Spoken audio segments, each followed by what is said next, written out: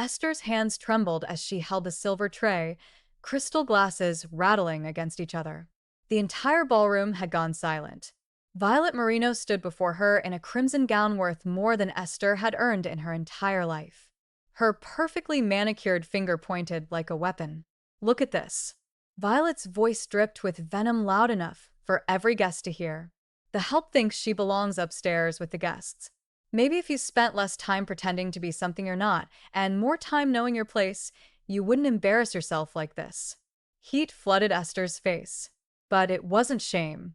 It was fury carefully contained behind professionalism. She'd worked 3 jobs to get here, to escape the neighborhood that tried to swallow her whole. She wouldn't let this woman break her. Not here. Not ever. What Esther didn't see was the man at the top of the marble staircase. Matteo Marino, the most feared mafia boss in New York, stood frozen, his dark eyes fixed on the scene below. His wife's cruelty had finally crossed a line he couldn't ignore. And the quiet dignity in the maid's brown eyes, the way she refused to bow under humiliation, it awakened something in him he'd thought long dead. Everything was about to change. If you want to discover how this moment transformed both their lives and what Matteo did next that shocked everyone in that ballroom, subscribe to the channel and leave a comment telling us where you're watching from. Every view helps bring more powerful stories like this one.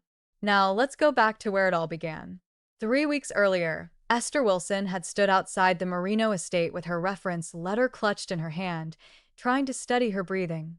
The mansion looked like something from a movie. All marble columns and manicured gardens that stretched farther than her entire childhood block in Brooklyn.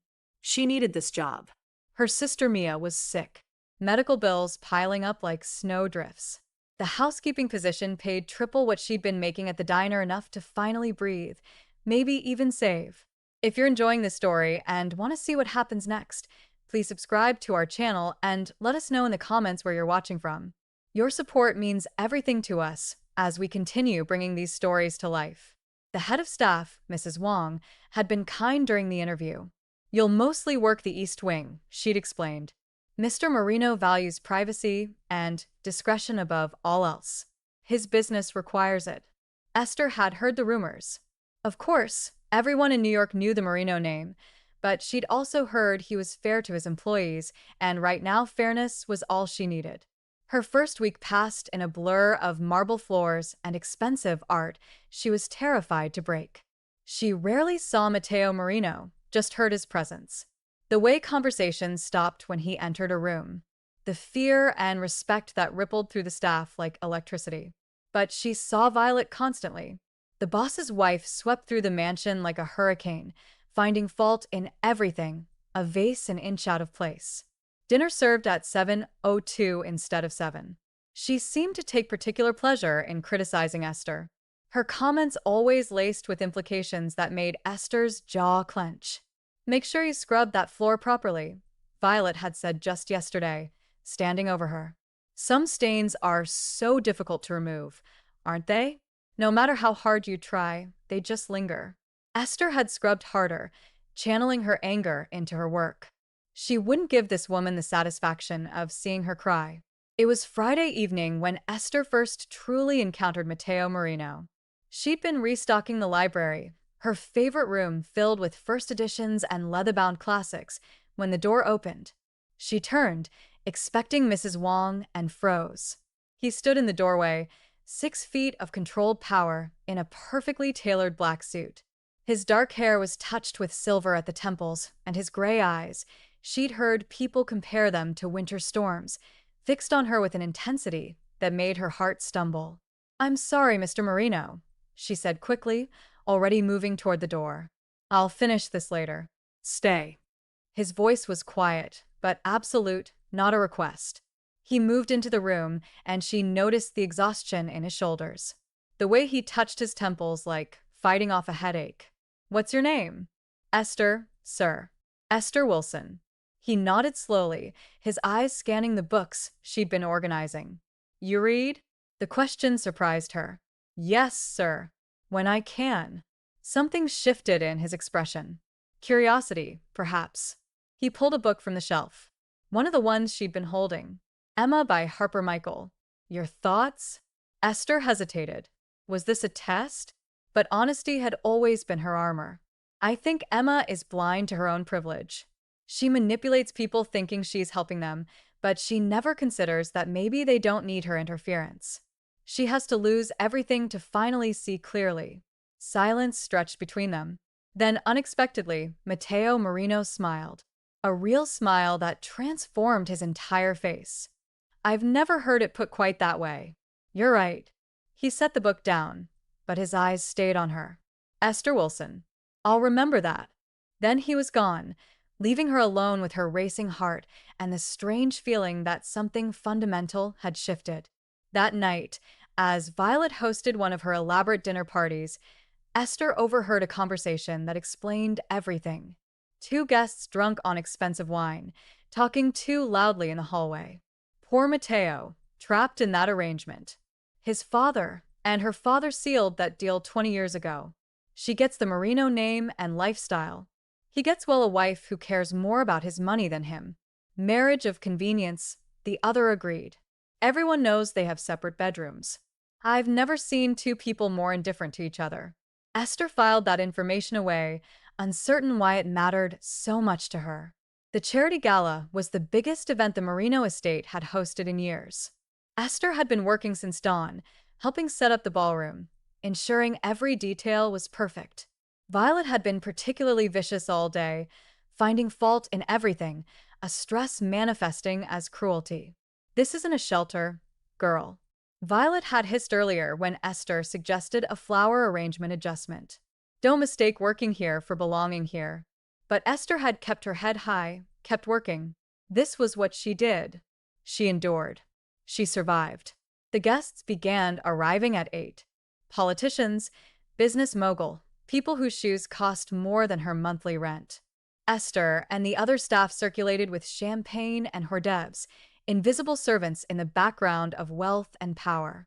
It happened at 9:47 p.m. Esther had been carrying a tray of crystal champagne flutz through the ballroom when a guest, already drunk, stumbled into her. The tray tilted and champagne spilled across the marble floor. None of it touched any guests, and Esther immediately knelt to clean it. Other staff already moving to help. But Violet saw her opportunity. She swept across the ballroom, her voice cutting through the classical music. Unacceptable. The incompetence of the help these days. Esther kept cleaning, refusing to engage. But Violet wasn't done. Look at this, Violet said loud enough for everyone to hear. The help thinks she belongs upstairs with the guests. Maybe if you spent less time pretending to be something you're not, and more time knowing your place, you wouldn't embarrass yourself like this. The ballroom went silent, all eyes on her. Esther felt the weight of every stare, every judgment, but she stood slowly, meeting Violet's eyes with quiet dignity. I apologize for the accident, Mrs. Marino, she said, her voice steady despite her racing heart. It will be cleaned immediately. Your apology means nothing, Violet snapped. People like you. That's enough. The voice from the staircase was quiet, but it cut through the room like a blade. Every head turned. Matteo Marino stood at the top of the stairs, his gray eyes no longer cold. They were fury barely contained. He descended the stairs with predatory grace, the crowd parting before him. Esther's heart hammered as he approached, but he didn't look at her. His eyes were locked on his wife. Violet, my office now. Matteo, I was just now. The single word carried such authority that Violet paled. She glanced around at the watching crowd, then turned and left, her heels clicking sharply against the marble. Matteo finally looked at Esther, and she saw something in his eyes she couldn't name. Regret. Apology. Miss Wilson, please take the rest of the evening off with full pay. Then he followed his wife, leaving Esther standing in a silent ballroom, her hands still trembling. What happened next? Esther only learned from Mrs. Wang the following day. The argument in Matteo's office had been heard throughout the East Wing. Divorce papers were drawn up that very night. By morning, Violet Marino was no longer living in the mansion. When Esther arrived for her shift Monday morning, everything had changed. Mrs. Wang met her at the staff entrance with an envelope. Mr. Marino requests you join him for breakfast, Mrs. Wang said, her expression carefully neutral. In the main dining room, I what? Why? He didn't say, but Esther. Mrs. Wong touched her arm gently. He's not the man people think he is. Give him a chance to apologize properly. The dining room was bathed in morning light when Esther entered, still in her staff uniform because she had nothing else. Mateo stood by the windows, hands in his pockets, looking out at the gardens. You came, he said without turning. I wasn't sure you would. Mrs. Wong said it was a request, sir. It was. He turned finally, and she saw the exhaustion in his face like he hadn't slept. And you don't have to call me sir. Not anymore. I don't understand. He gestured to the table set for two, with breakfast clearly prepared. Sit, please. I owe you an apology, and I'd rather not deliver it while you're standing at attention like I'm about to fire you. Esther sat, more confused than ever. Mateo took the chair across from her, not at the head of the table, but close. Equal. What happened Friday night was unacceptable, he said. Violet had no right to speak to you that way. No one has that right. It's fine. It's not fine. His intensity pinned her in place. You handled yourself with more grace and dignity than anyone in that room. You refused to be diminished. That strength, he paused, something vulnerable flickering across his face. It's rare. You're rare, Esther Wilson. Her name in his mouth felt different than when anyone else said it. Like it mattered. Violet is gone, he continued. The marriage should have ended years ago. It was an arrangement, nothing more. A business deal made by our fathers when we were too young to refuse. We've lived separate lives for a decade. Why are you telling me this? Because I don't want you to misunderstand what happens next. He leaned forward, his gray eyes intense. I'd like you to stay. Not as house staff. As I'm not even sure what to call it, a companion, someone I can talk to. You're the first person in years who's spoken honestly to me, who sees beyond the name and the reputation. Esther's heart was racing. Mr. Marino. Mateo, please. Mateo, she said carefully. I need this job. I have a sick sister. Medical bills. I know. I had my people look into your background after I hired you. It's how I operate. He must have seen her expression because he added quickly. I know how that sounds, but I also know you work 3 jobs. You're putting yourself through online college classes, and you send money to your sister every week. You're supporting your mother and your niece, too. That strength, that sacrifice, it's admirable. Esther didn't know whether to be angry about the invasion of privacy or touched by his attention to detail. What I'm offering, Mateo continued, is a position as my personal assistant. Salary 4 times what you make now, plus full medical coverage for you and your family. You'd live here in the guest wing, your own suite, your own space. No strings attached. I need someone I can trust, someone real. It was too much, too fast. Why me? Because when Violet tried to break you, you didn't break. You stood there with your head high and your dignity intact. Because you looked me in the eye and told me Emma Woodhouse needed to lose everything to see clearly. A small smile. And maybe because I need someone in my life who isn't afraid of me. Esther should have said no. This was dangerous territory. A mafia boss, a freshly separated man, a world she didn't understand. But Mia needed surgery. Her niece needed stability. And something in Mateo's eyes told her he was being honest in a way he rarely was with anyone. Okay, she said quietly. But I have conditions. His eyebrows rose. Go on. I keep my independence, my own space.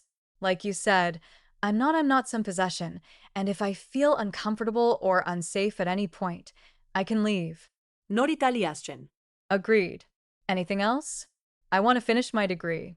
I'll need time for classes. I'll arrange for you to attend full-time if you want. I'll cover tuition.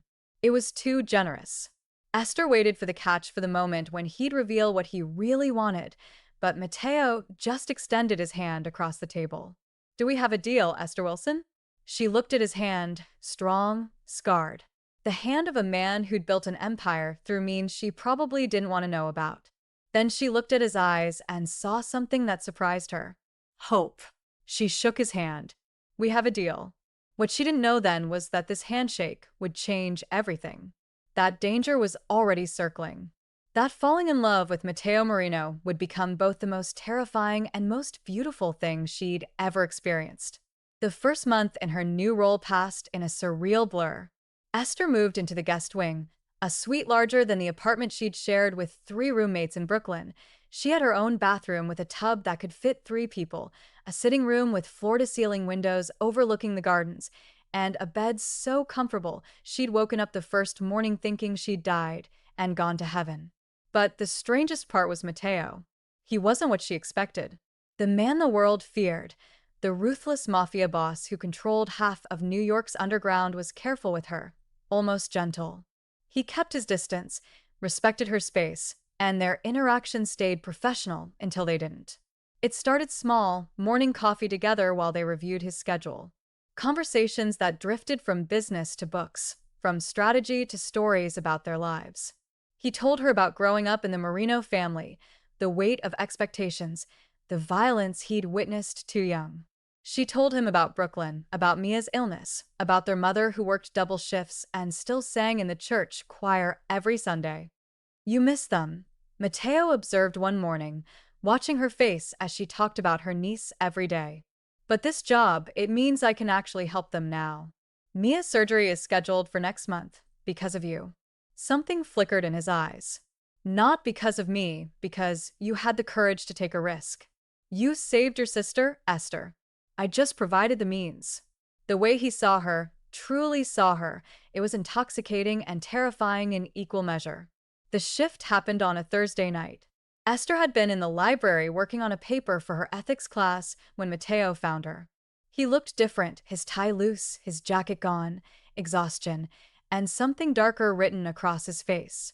"Rough day?" she asked, closing her laptop.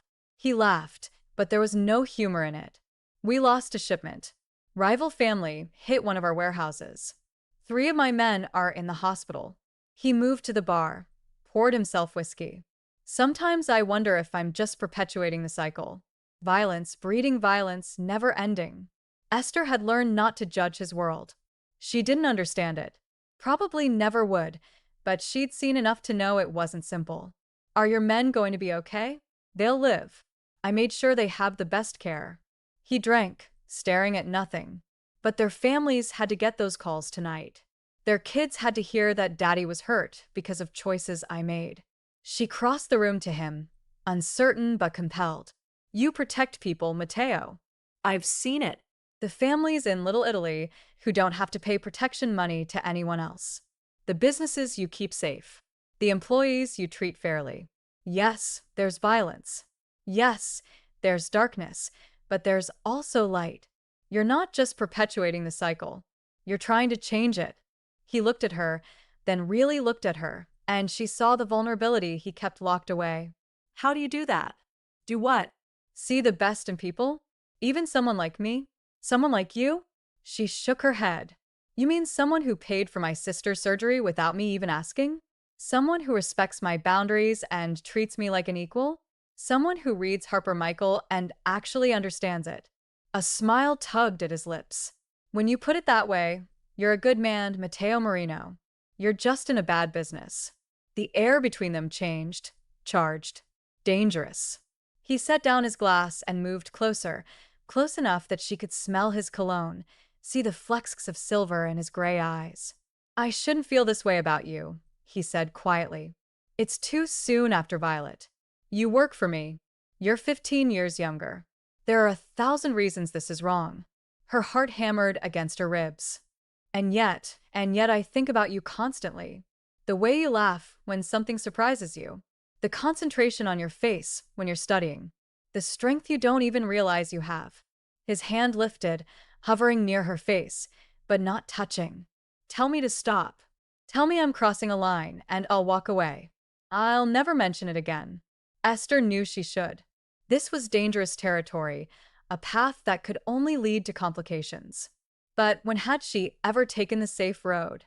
When had she ever denied what her heart wanted?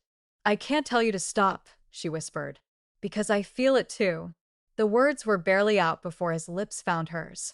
The kiss was gentle at first, careful questioning, but when she responded, it deepened.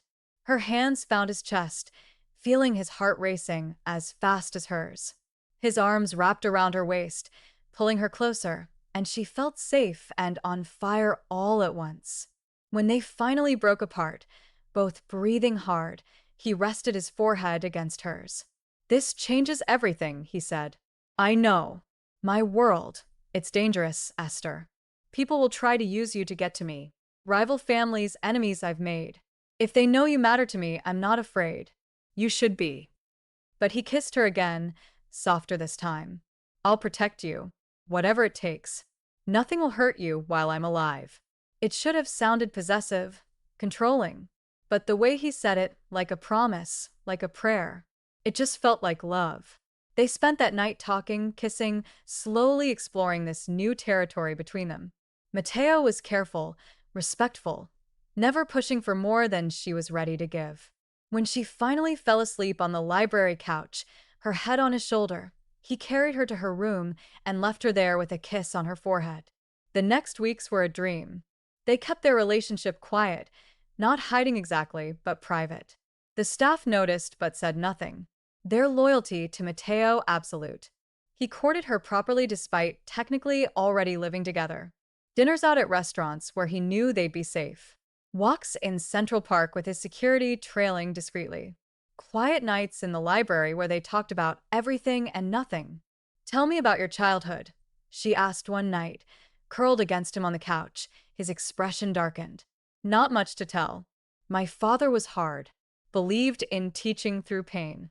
I saw my first execution when I was 12. He wanted me prepared to take over. I'm sorry. Don't be. It made me who I am, and it taught me how not to be. I'll never raise a child the way I was raised." The casual mention of children made her heart skip. "You want kids? With the right person?" "Yes." He looked at her, and the vulnerability in his eyes stole her breath.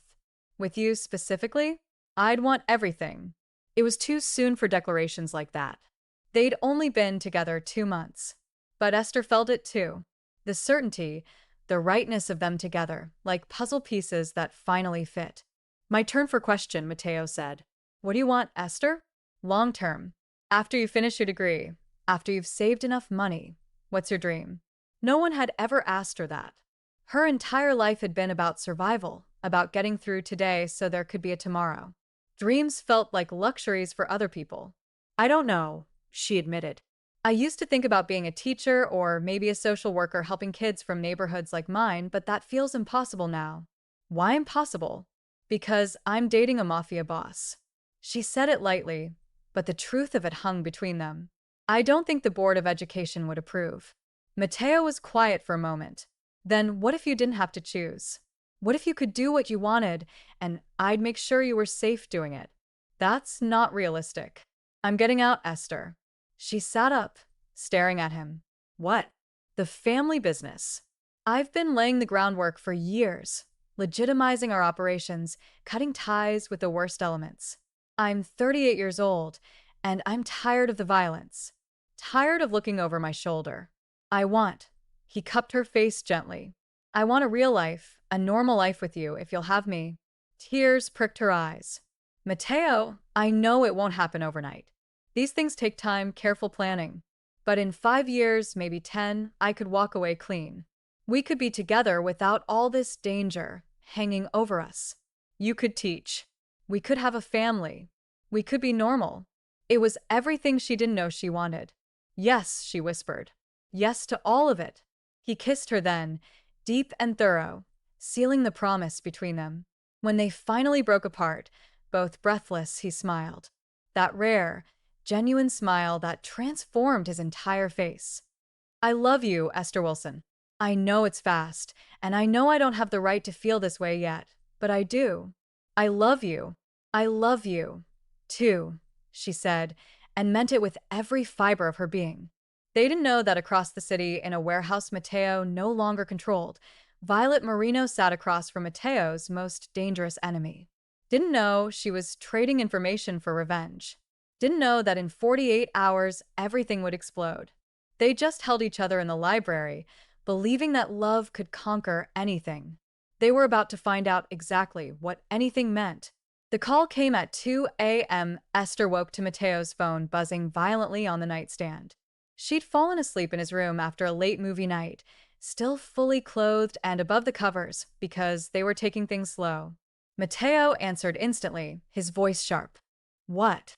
She watched his expression change from sleepy to alert to something that made her blood run cold, fury and fear mixing in his gray eyes. When? How many? I'm on my way. Lock down the estate now. He was out of bed before the call ended, already pulling on clothes. Esther, get up. We need to move. What's happening? My brother's warehouse was hit. 3 dead, including family members. This wasn't business. It was personal.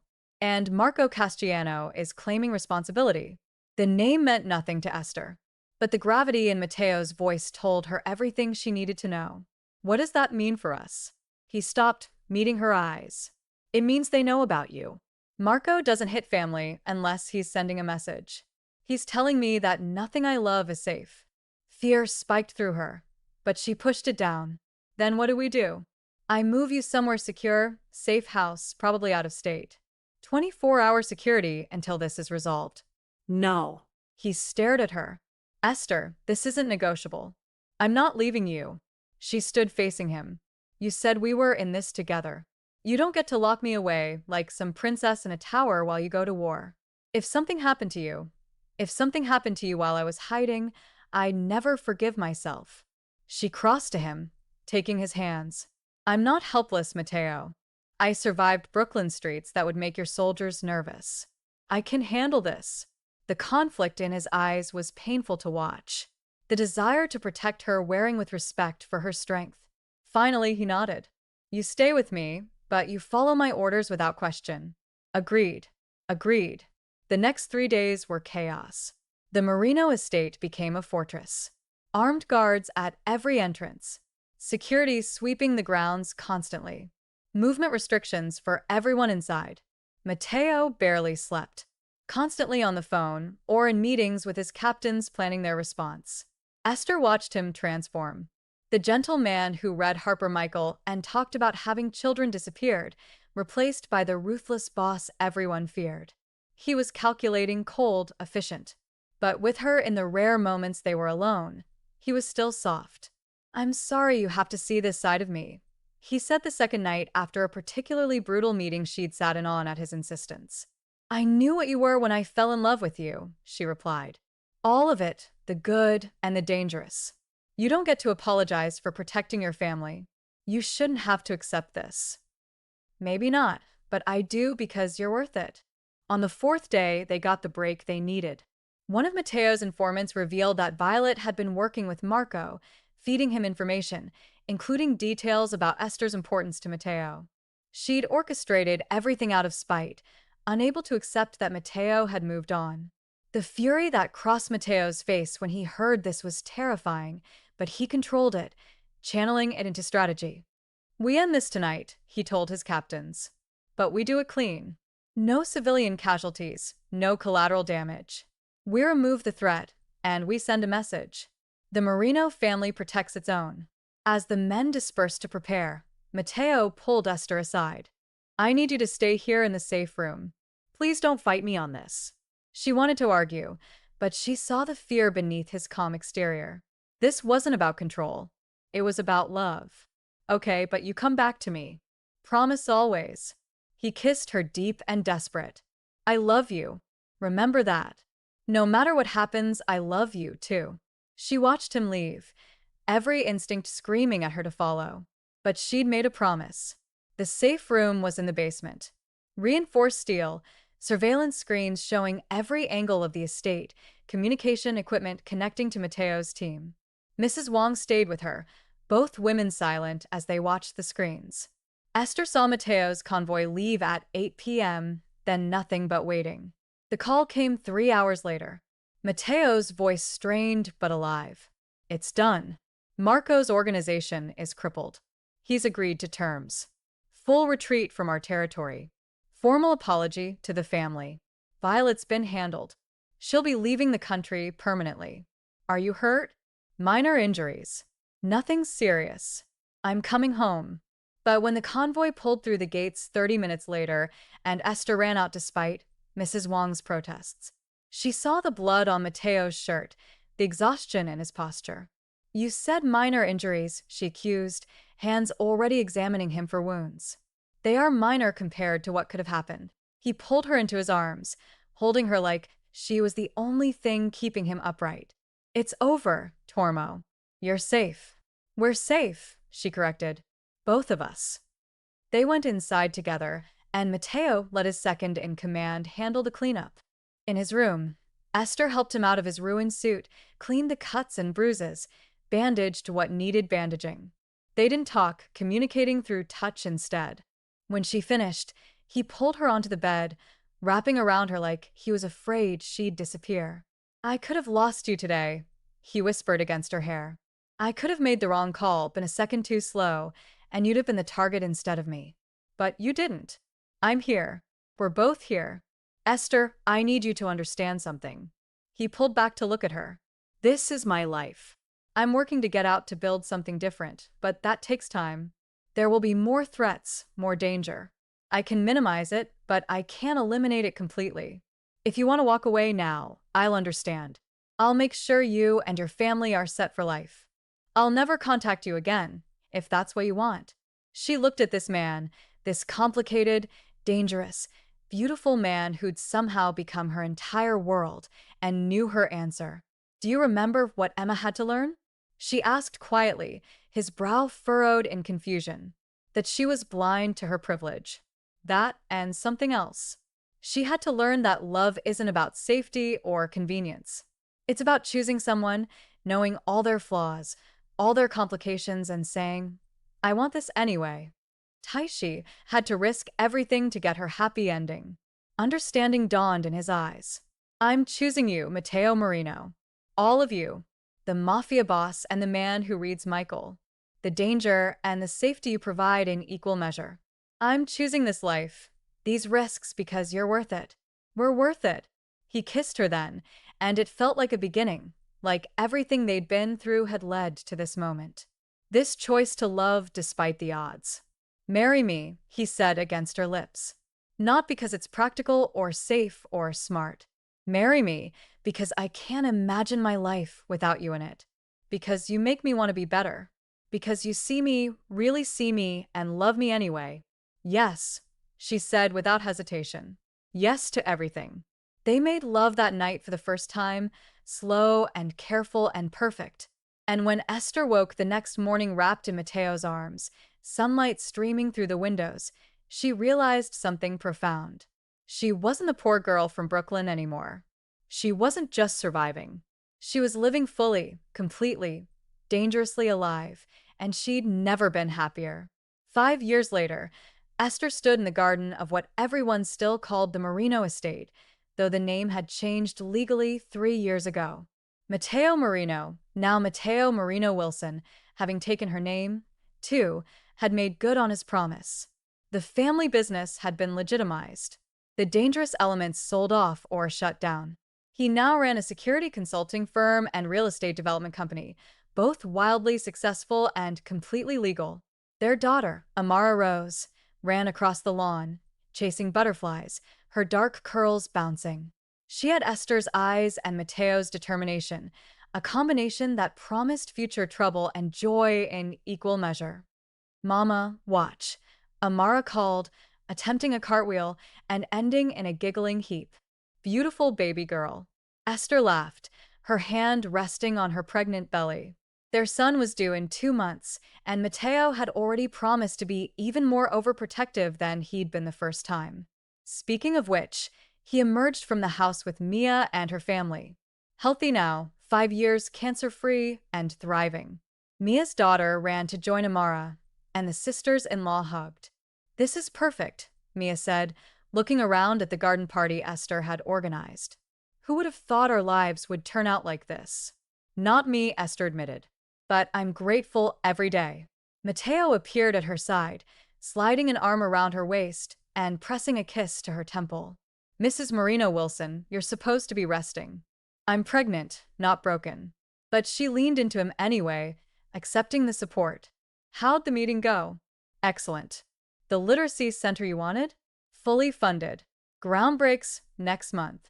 Esther's dream of helping kids from neighborhoods like hers had manifested in the Marina Wilson Foundation, which funded education and social programs across New York. She gotten her teaching degree and still taught part-time, though mostly she focused on the foundation now. I love you, she said, turning to kiss him properly. I love you too, Tesseremo. Thank you for what? For seeing me when I was invisible to myself. For taking a risk on a dangerous man in a black suit. For giving me a family, a purpose beyond the empire, for everything. She smiled, touching his face gently. We saved each other, Matteo. That's what love does. They watched their daughter play, surrounded by family and friends, safe in a life they'd built together from chaos and danger and impossible circumstances. It hadn't been easy. There had been setbacks and struggles, moments when the past threatened to drag them back. But they'd chosen each other every single day. And that choice had built something beautiful, something worth every risk they'd taken. As the sun set over the garden, painting everything in gold, Esther reflected on the woman she'd been 5 years ago. The maid who'd been humiliated in a ballroom, who'd stood with dignity even when the world tried to break her. She'd survived. More than that, She'd thrived. and all of this had been worth it. Every terrifying moment, every danger faced, every risk taken, because love, real love, was always worth the fight. This story has come to an end. If it touched your heart in any way, please leave a like and share it with someone who also loves powerful emotional stories. New tales arrive soon. Stories of love conquering impossible odds, of strength in unexpected places, of transformations that change everything. Thank you all for following this story. If you enjoyed it, please write in the comments where you're watching from. And don't forget to like, subscribe, and share this video as your support is important for me to continue creating content. Until next time.